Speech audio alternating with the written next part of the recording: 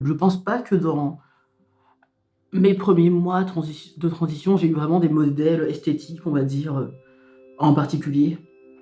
J'avais plus la volonté simplement d'être une femme, en fait. Et je pense que c'est ça aussi qu'il faut retenir, c'est que c'est pas forcément, enfin, il y a pas besoin de vouloir, ressembler à quelque chose esthétiquement, mais juste de vouloir être identifiée en tant que femme. Et donc j'ai voulu transitionner parce que je voulais être identifiée comme telle, au-delà d'autres choses. Eh bien, je m'appelle Néoura, j'ai 21 ans. Dans la vie, je suis une étudiante, actuellement en sciences politiques.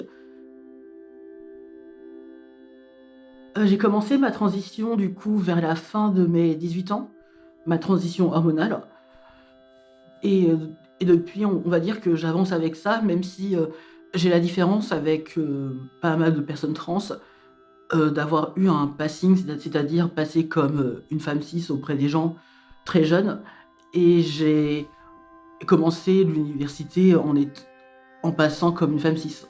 Et peu de gens à mon université savent que je suis trans.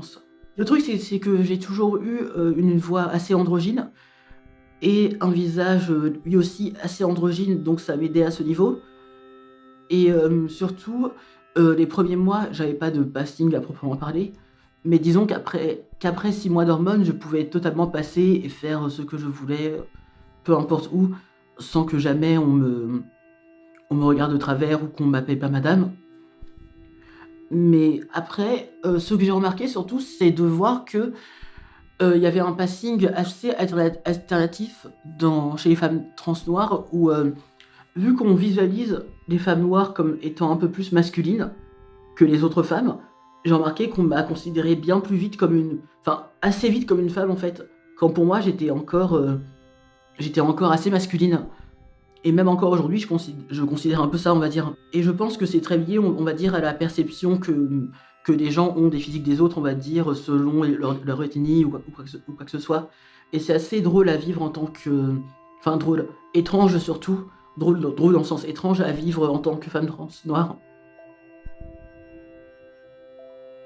Un peu moins aujourd'hui, mais quand même beaucoup quand j'avais commencé en 2017, et ça devait être encore pire avant, c'est que, à part Laverne Cox, l'actrice dans Orange is the New Black, il y avait vraiment aucun exemple de femme trans noire connue qui pouvait me venir en tête. Et même par exemple, quand je vais chercher sur internet des communautés gérées par des personnes trans qui se donnent des conseils, ça va être des conseils très liés aux personnes qui sont blanches souvent, mais même simplement aux personnes qui ne sont pas noires. Par exemple tout bête, bah, c'est les cheveux.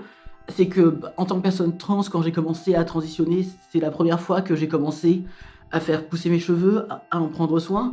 Et les cheveux noirs, c'est toute une culture, c'est toute une façon de les traiter comment dire, qu'on ne trouve pas, on va dire, facilement sur internet, mais encore moins que dans un contexte de transition. On veut savoir les coupes qui rendent le plus féminines, les plus simples à faire, etc. Quand on va sur des forums comme Reddit par exemple, Reddit qui est une grande source de données pour les femmes trans, on voit clairement qu'il y a un manque pour les personnes trans noires. Et même tous les sites qui montrent, on va dire, des chronologies de personnes avant, après leur transition, bah, la plupart des personnes qui postent leurs changements sont des personnes qui ne sont pas noires en fait. Et j'ai l'impression que c'est même pas une question spécifique d'être une personne de couleur racisée. J'ai l'impression que les femmes trans noires sont moins représentées de façon générale, même quand on compare à d'autres minorités. Avant, en tant que personne qui était perçue comme homme noir, quand je marchais dans la rue, j'avais une certaine, entre guillemets, «impunité», même si je disais pardon aux gens, j'étais quelqu'un de bien éduqué. Il n'empêche que personne n'allait jamais me pousser ou me manquer de respect, et cetera. Et je remarquais qu'en devenant une femme noire, les gens avaient moins tendance à se pousser d'eux-mêmes quand je passais dans la rue. J'ai remarqué aussi que même les inconnus surtout, pouvaient être plus promptes à me manquer de respect ou me regarder de haut.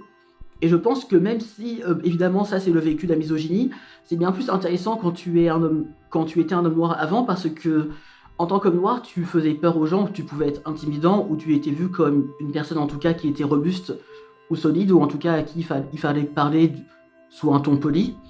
Alors qu'en tant que femme noire, on va être beaucoup plus prompt au disrespect qui est dû à un mélange de misogynie, mais aussi de racisme. J'ai en partie moins peur parce que Justement, les hommes noirs, ils font, entre guillemets, peur aux autres, et c'est ça qui cause les violences policières, et c'est ça qui fait qu'ils en font beaucoup victimes. Mais il n'empêche que je reste consciente du fait que même si les femmes se font moins contrôler, par exemple, au faciès, les femmes noires continuent à se faire contrôler au faciès. Ou continuent, enfin, c'est juste qu'en fait, ça va prendre des formes différentes, et peut-être que sur certains points, ça va m'être moins dangereux, et ça va moins me toucher, mais sur d'autres, ça peut m'impacter même sur des points, on va dire, plus mentaux que physiques, par exemple. La santé mentale des femmes noires, c'est tout un vaste sujet qui est beaucoup analysé par rapport à l'impact à le racisme sur les femmes noires. Et surtout, à bien comprendre qu'il n'y a pas un racisme, mais des racismes, et que, en fait, les hommes noirs se prennent un racisme spécifique qui est lié à comment on les perçoit, et en devenant une femme noire, je me prends aussi un racisme spécifique, en fait. Du coup, je dirais que c'est pas tant une question de mieux ou pire que de différent, en fait. Et que du coup, il faut aussi réapprendre à s'adapter à plein de nouvelles choses. Enfin, comme dans la transition sur plein d'autres points de toute façon. Dans la vie de tous les jours, ça va bien plus être des problèmes liés à la misogynie que liés à la transphobie passé un certain cap. Tu vas beaucoup plus avoir de problèmes liés à la misogynie quand tu atteins un certain cap où on va dire que la transphobie ordinaire ne va plus te toucher. Aussi bien personnellement que même les gens vont plus t'agresser dans la rue, etc. J'aurais toujours de l'intérêt parce que j'ai envie que des personnes qui me sont semblables aient une bonne expérience de vie et puissent même avoir des meilleures conditions de transition que les miennes. Mais pour autant, si je devais parler du désintérêt pour les luttes trans d'un point de vue d'une personne trans noire, ce serait plus lié au fait que vu que ces milieux sont très remplis par des personnes qui n'ont pas forcément la même culture, qui n'ont pas forcément les mêmes problèmes au quotidien, parce que même il n'y a pas seulement la question de la couleur de peau, la culture, mais même des origines sociales où en fait les personnes racisées et les personnes noires vont venir d'endroits souvent assez différents socialement, et ça va pas forcément du coup résonner pareil, même en termes de classe sociale, etc. Moi je dirais que c'est beaucoup plus, on va dire, tout cet ensemble de choses qui peuvent créer un certain désintérêt en fait. Où on se dit que même si on a les mêmes intérêts, on a quand même de grandes différences. Après le truc c'est que moi en tant que personne noire, j'ai quand même la nationalité française depuis plusieurs générations, donc je suis pas une des personnes les plus visées, on va dire, par le climat de racisme et même d'islamophobie qu'il y a dans ce pays en ce moment. Enfin, qui est surtout proféré par Darmanin en principal représentant, ou le fait qu'on ait un parti d'extrême droite qui est premier de France actuellement. Mais moi je pense qu'en fait, c'est pas tant l'agenda politique, ça c'est une analyse purement personnelle, mais c'est pas tant l'agenda politique d'une extrême droite qui pourrait passer, qui serait dangereux, mais ce serait plus tout ce que ça permettrait à d'autres idéologies. Et je pense typiquement aux féministes transphobes ou même au mouvement transphobe en général en fait, qui attendent juste, on va dire, qu'un mouvement conservateur soit réélu. Ça pourrait même être le gouvernement qu'on a actuellement, mais qui reste impliqué dans ces positions qui sont quand même très marquées à droite, ou même l'élection de Marine Le Pen qui, en tant que symbole, au vu de la campagne à venir, pourrait servir comme porte d'entrée à des organisations qui sont transphobes ou qui sont racistes, etc. Enfin, je pense que de toute façon, la montée de l'extrême droite, c'est un danger pour toute forme de minorité, et moi je cumule plusieurs minorités différentes, on va dire. Donc forcément que je serais un peu touché, et que ça fait un peu peur en partie, surtout quand on voit ce que ce type de mouvement ont pu faire dans d'autres démocraties libérales, mais qui ont connu une montée de l'extrême droite en fait. On pense à la Grande-Bretagne où les personnes trans en dessous de 18 ans sont interdites d'avoir des bloqueurs d'hormones, au moins le temps de transitionner après. Tu peux moins avoir une sorte d'esprit de communauté ou d'appartenance à ce groupe-là, vu que en fait simplement si un groupe est dominé par un certain groupe de personnes culturellement, ça va se représenter, ça va se voir dans sa culture. Et du coup, forcément, d'ailleurs, c'est ce qui mène au fait que y a beaucoup de réacs noirs qui vont dire ou même racisés qui vont dire que la transition c'est un truc de blanc. Il y a beaucoup de gens qui vont dire que c'est un truc de blanc parce qu'on voit surtout des personnes blanches le faire, et que même la culture queer, la culture trans est quasiment par association aussi une forme de culture blanche en fait. Et c'est pas forcément quelque chose qui est déterminé ou quoi, et ça peut changer. Mais juste que du coup, moi, un truc qui m'avait étonné, c'est que pendant facile 1 an et demi après ma transition, la pièce où j'ai vu le plus de personnes trans, noires et féminines, c'était dans une salle d'attente pour l'endocrinologue, un médecin.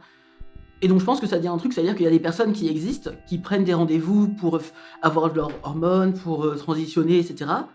Mais ces personnes-là ne vont pas du tout après dans des événements qui pourtant sont théoriquement réservés à elles en partie. Enfin, la micro-société transgenre en France, à Paris, transsexuelle, peu importe, elle va être à l'image de la société tout court en fait. Donc s'il y a beaucoup de blancs dans la société, il y a beaucoup de blancs dans la société trans. Et s'il y a du racisme en France, il y aura aussi du racisme dans les milieux trans en fait. Je dis pas que ça veut dire qu'il ne faut pas critiquer des organisations, ou comment ou comment les personnes transgenres s'organisent ou se rencontrent en France, mais juste que pour autant, il faut aussi voir que ça fait partie de quelque chose de plus global en fait, qui n'est pas spécifique. Et je dirais surtout qu'après, faut pas oublier qu'après les choses évoluent quand même dans le bon sens. Je vois beaucoup de non-mixité, on va dire, dans beaucoup d'orgas différentes et de rassemblements différents, aussi bien pour les personnes racisées que pour les personnes LGBT d'ailleurs, ou même pour les personnes trans. Et je vois beaucoup d'attention qui est apportée, on va dire, plus au fait qu'il y ait des personnes racisées dans les luttes, au fait qu'il y ait des personnes LGBT dans les luttes. Je pense que c'est une bonne chose, même si après il faut toujours être critique et rappeler le fait que on reste une grande minorité dans une minorité en fait. Et que du coup, naturellement, ça fait que même au-delà du fait qu'on n'est pas très accepté, on n'est pas beaucoup et ça peut être assez compliqué de vraiment s'organiser ou de vraiment avoir des revendications. Et je trouve que par rapport à notre nombre, on avait des intérêts qui sont de mieux en mieux mis en avant, de plus en plus mis en avant.